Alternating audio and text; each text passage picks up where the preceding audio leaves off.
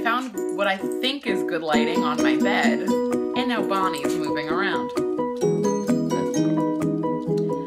So, a lot of reading for college. Hi everybody, it's Allie with Allie's Best and Bonnie, my helper. Oy vey's man. So today I'm doing a quick video about how to manage a lot of online reading for school.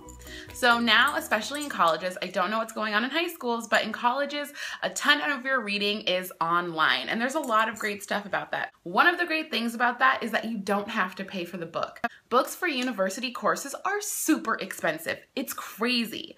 I think in my undergrad, I probably might have paid $200 for a book. I don't know if I'm exaggerating, but books are crazy expensive. But for me, reading books on a computer does not work. I either don't do it because it's sort of, you know, like out of sight, out of mind, or I'm a little lazy, whatever it is. Books on paper work way better for me. One of our books was offered as an online book this semester, and I tried that out, and it did not work well for me at all. And I had no idea, and maybe it's not true for all online books, but you can't print from your ebook, which might be totally normal. It totally caught me off guard. I had no idea. And then I decided to take both the time and financial plunge to print every single one of my readings for the semester.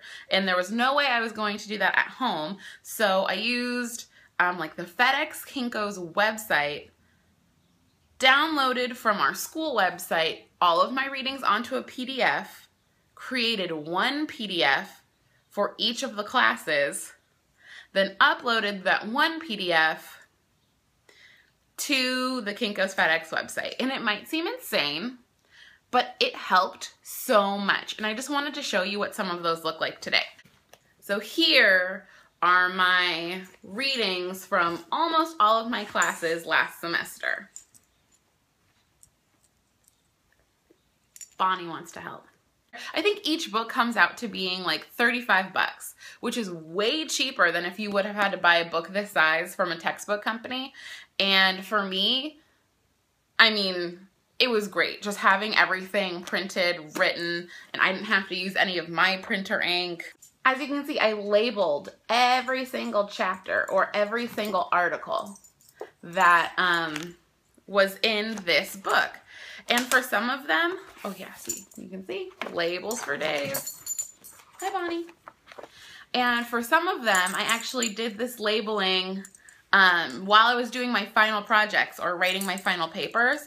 So I color-coded which articles I thought, here, maybe we can see that better, which articles I thought would be good for my project. So you can see the difference in labeling. I totally suggest this as a way to manage your reading for, you know, college, university, grad school, you name it, I suggest it. I think that it's way easier to read something that you have in front of you. I think it might even be better for your eyes, but I'm not a doctor, so I don't really know. You can highlight, you can really work with something solid, and I really enjoyed it. So here are a couple of tips for when you eventually want to go ahead and order your own big book of reading. My number one tip is make sure you pay for some sort of plastic cover on both sides.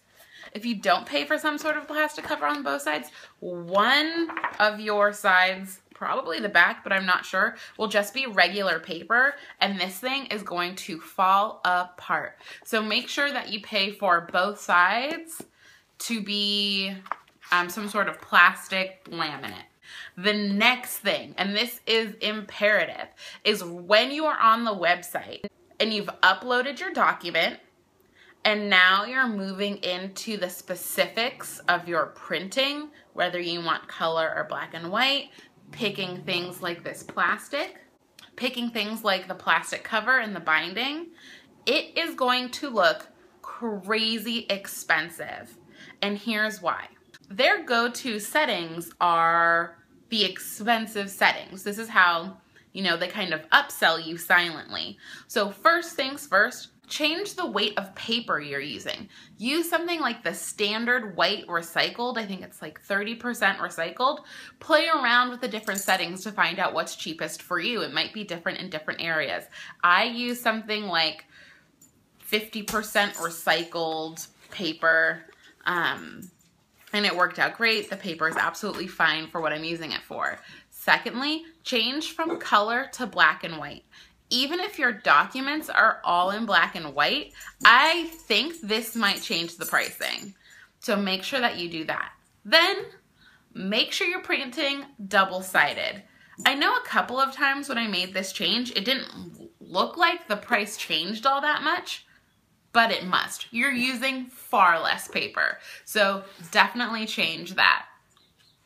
I'm trying to think if there were any other things to change. Just make sure you toy with the settings. You're going to get to this page before you actually agree to pay for anything, and there's going to be a whole bunch of different settings. So make sure you toy with those settings to get the best possible price.